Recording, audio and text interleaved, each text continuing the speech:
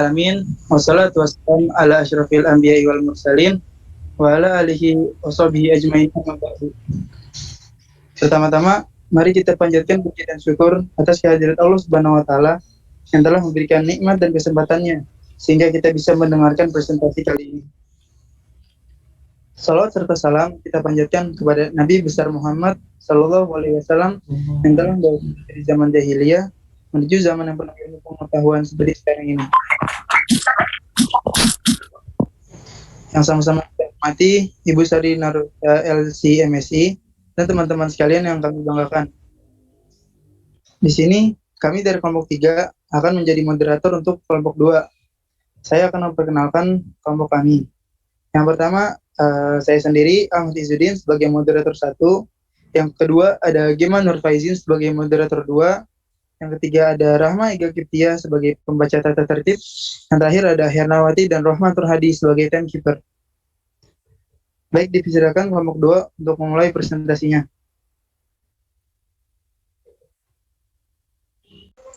Baik, terima kasih kelompok 1 atas moderatornya. Bismillah, Assalamualaikum warahmatullahi wabarakatuh.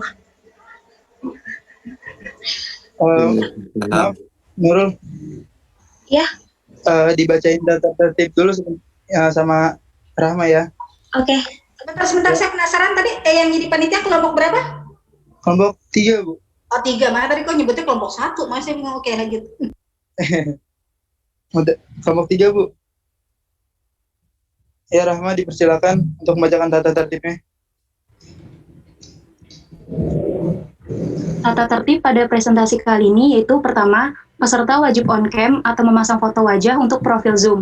Kedua, peserta dihimbau untuk tetap kondusif saat pemaparan materi berlangsung. Jika melanggar, maka peserta akan dikeluarkan dari room meeting. Kemudian yang ketiga, sesi tanya-jawab, yaitu sesi pertama, peserta diberi waktu 5 menit untuk bertanya. Kedua, presentator diberikan waktu untuk mendiskusikan pertanyaan. Ketiga, presentator menjawab pertanyaan dalam waktu 20 menit. Kemudian sesi tanya-jawab kedua, peserta diberi waktu 5 menit untuk bertanya, kemudian presentator diberikan waktu untuk mendiskusikan pertanyaan, dan yang ketiga, presentator menjawab pertanyaan dalam waktu 20 menit.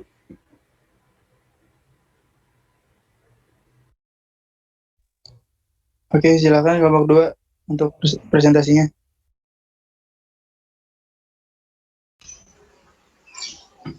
Bismillah, Assalamualaikum warahmatullahi wabarakatuh.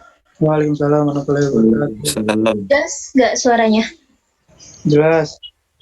Baik, kami dari kelompok 2 ingin mempresentasikan materi usul fiqh yaitu hukum wajib. Kami yaitu Muhammad Faruk, Mardiana Yuniar Taher, saya sendiri Nurul Amanah, Pramadi, dan Sofia Hamidah. Apa itu hukum wadi? Next. Hukum wadi adalah hukum yang menetapkan dan menjadikan sesuatu sebagai sebab, syarat, atau pencegah al-mani'.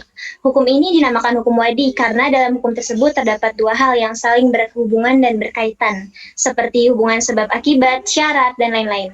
Sementara definisi menurut Imam Amidi, Ghazali, dan Syatibi, hukum wadi adalah hukum yang menghendaki dan menjadikan sesuatu sebagai sebab, syarat, pencegah, atau menganggapnya sebagai sesuatu yang sah atau sahih, rusak atau batal, azimah atau rukhsah. Selanjutnya ada macam-macam hukum wadi yang akan dibacakan oleh Pramadi.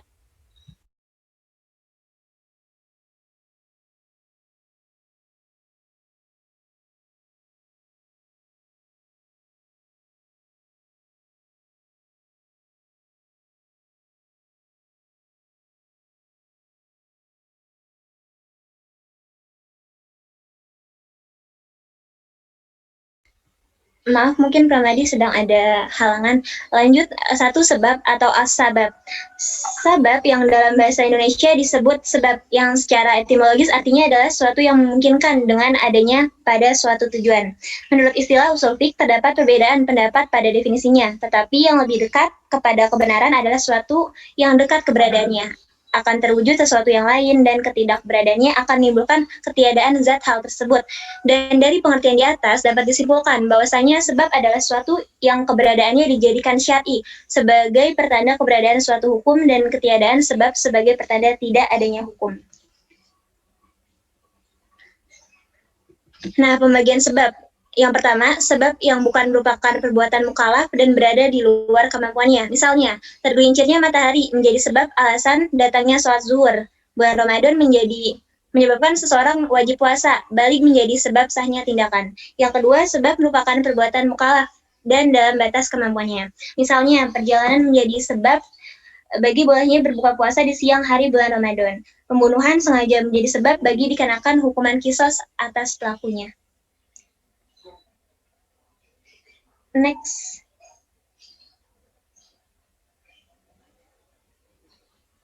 Sebab mempunyai hubungan dengan hukum taklifi. Contohnya, sebab ada yang diperintahkan untuk dilakukan seperti perintah menikah, sebab nantinya dikhawatirkan adanya perzinahan. Dan ada pula yang mubah, seperti boleh melakukan akad jual beli sebagai sebab bagi perpindahan milik dari pihak penjual kepada pihak pembeli. Nah, dilihat dari segi pengaruh yang ditimbulkan, maka al-sabab dapat dibagi menjadi dua, yaitu al-sabab al-waqti. Sebagai contoh, masuknya waktu sholat yang dijadikan syar'i sebagai al-sabab adanya kewajiban sholat.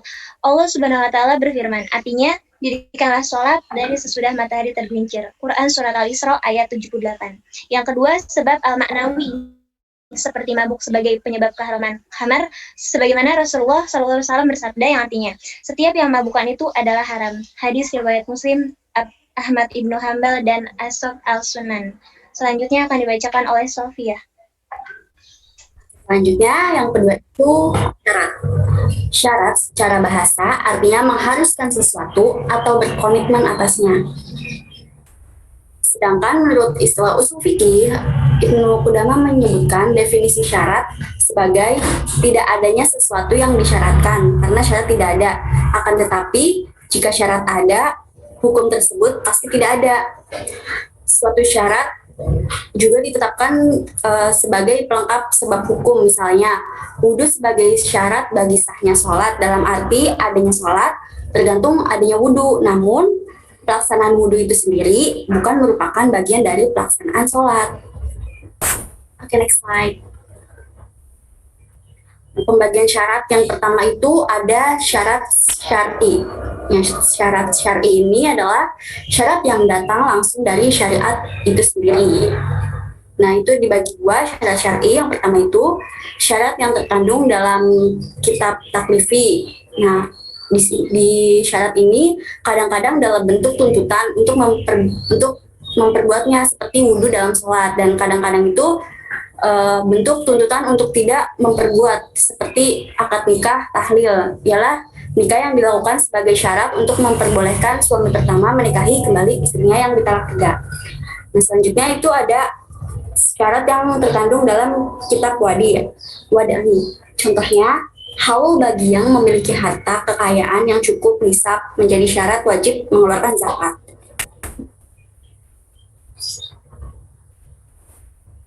Selanjutnya itu ada dibacakan oleh Mardiana. Pembagian syarat. Syarat jali, yaitu syarat yang datang dari kemauan orang yang mukallaf. Contohnya, seorang pembeli membuat syarat bahwa ia mau membeli suatu barang dari seorang penjual, dan syarat itu diterima oleh si penjual, maka jual beli tersebut dapat dilakukan. Syarat jali dapat dibagi menjadi 3 macam. Yang pertama, syarat yang ditetapkan untuk menyempurnakan hikmah sesuatu perbuatan dan tidak bertentangan dengan hikmah perbuatan hukum itu. Yang kedua, syarat yang ditetapkan tidak cocok dengan maksud perbuatan, bahkan bertentangan dengan hikmah perbuatan hukum itu. Yang ketiga, syaratnya tidak jelas bertentangan atau sesuai dengan hikmah perbuatan hukum. Syarat seperti ini, kalau terjadi dalam bidang ibadah, tidak berlaku karena tidak ada seorang yang berhak menetapkan syarat dalam ibadah. Namun, kalau terjadi dalam bidang muamalah, dapat diterima. Yang ketiga, ada manik. Kata manik secara etimologi berarti penghalang dari sesuatu. Secara istilah, usul fiqh al-mani adalah sesuatu jika ada, maka hukumnya pasti tidak ada atau sebabnya menjadi batil. Dan jika tidak ada, suatu hukum tidak harus ada dan tidak harus tidak ada. Contoh dari manik yaitu seorang yang hartanya telah mencapai nisab, tidak wajib atas zakatnya jika ia memiliki hutang, dan hutang inilah disebut manik karena ia menghalangi seseorang dari sebab kewajiban hukum zakat. Pembagian manik. Manik dalam al-hukum yaitu sesuatu yang ditetapkan syariat sebagai penghalang bagi adanya hukum. Misalnya, keadaan haid bagi wanita yang ditetapkan oleh Allah sebagai manik. Bagi kecakapan wanita itu untuk melakukan sholat, dan oleh karena itu sholat itu tidak wajib dilakukan pada waktu haid.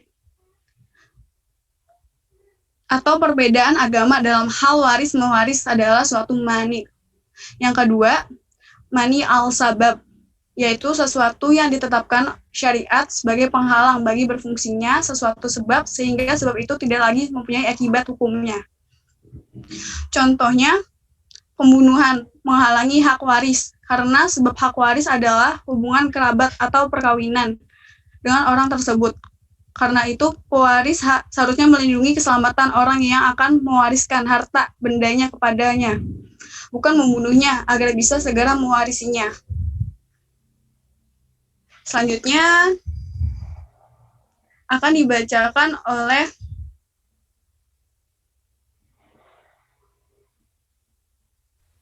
Faruk. 4.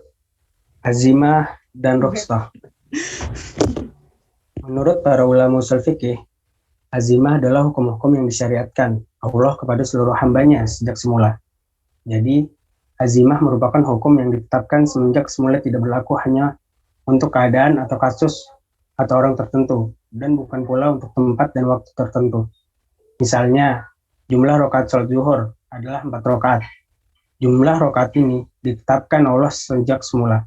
Sebelumnya tidak ada hukum lain yang menetapkan jumlah rakaat sholat zuhur. Secara etimologi, rukhsah berarti kemudahan, kelapangan, dan kemurahan. Secara terminologis, Imam Al-Badawi merumuskannya dengan hukum yang ditetapkan berbeda dengan dalil karena adanya uzur. Contohnya, meminum khamar bagi orang yang tenggorokannya tersekat sehingga tidak bisa bernafas, maka jika berada dalam kondisi ini, hukumnya wajib untuk mengambil rukhsah untuk memelihara jiwa. Next.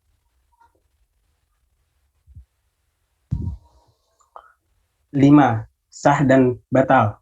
Sah adalah suatu hukum yang sesuai dengan ketentuan syari, yaitu terpenuhinya sebab, syarat, dan tidak ada mani. Misalnya mengerjakan sholat zuhur setelah tergelincir matahari dan telah berwudu, dan tidak ada halangan bagi orang yang mengerjakannya, atau tidak haid, nifas, dan sebagainya. Dalam hal ini, pekerjaan yang dilaksanakan itu hukumnya sah. Batal adalah tidak sah dan tidak mempunyai akibat hukum. Baik tidak sahnya itu karena cacat ataupun rukun, maupun tidak terpenuhinya syarat-syarat yang diperlukan, dan baik dalam soal ibadah maupun dalam muamalah. Jadi, batal adalah suatu perbuatan yang tidak disyariatkan oleh Islam. Contoh, memperjual minuman keras, narkoba. Akad ini dipandang batal, karena minuman keras dan narkoba tidak bernilai harta dalam pandangan syara. Alhamdulillahirrahmanirrahim. Selesai sudah pemaparan materi dari kelompok kami, dan kami kembalikan kepada moderator.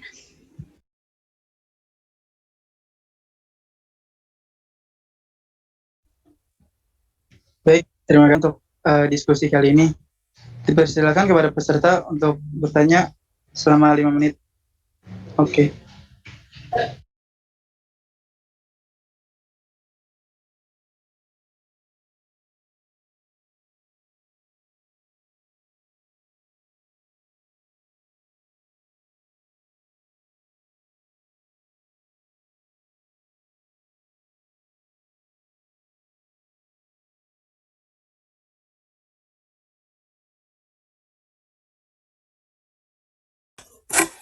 Assalamualaikum warahmatullahi wabarakatuh. Saya Isan dari kelompok 1 ingin bertanya, apakah rukhsah dapat dilakukan hanya dalam keadaan terdesak, seperti contoh yang ada di PPT kalian, atau boleh dilakukan dalam keadaan tidak terdesak? Terima kasih.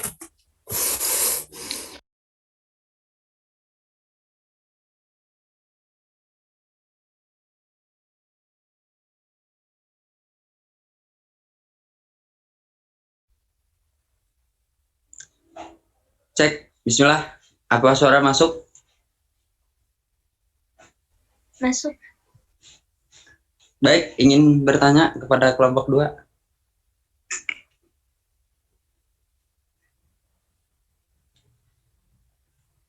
Pertanyaannya, walaupun dia mampu dan sanggup, mengapa rukhsah harus diambil? Apa tanggapan Anda jika ada seseorang yang lebih mensyariatkan kemampuan diri dalam azimah? Karena untuk bisa melaksanakan rukhsah, membuat ia tidak khusyuk dalam beribadahnya. Terima kasih.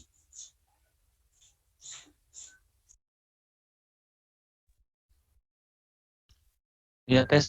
Bismillah. Izin bertanya. Sebelumnya perkenalkan, nama saya Tariq Al-Hafiz dari kelompok 7.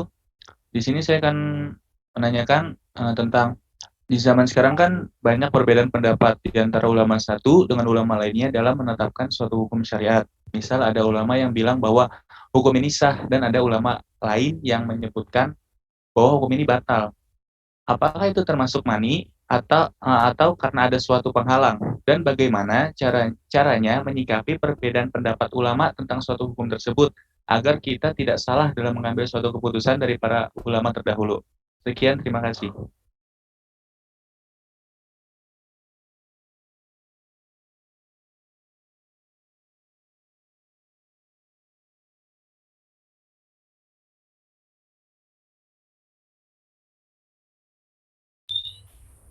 Sepertinya itu dulu pertanyaannya. Itu cukup 3 dulu aja kali ya. Oh gitu, ya dah. Ya. Kita tutup dulu ya sesi pertama kali ini. Dipersilakan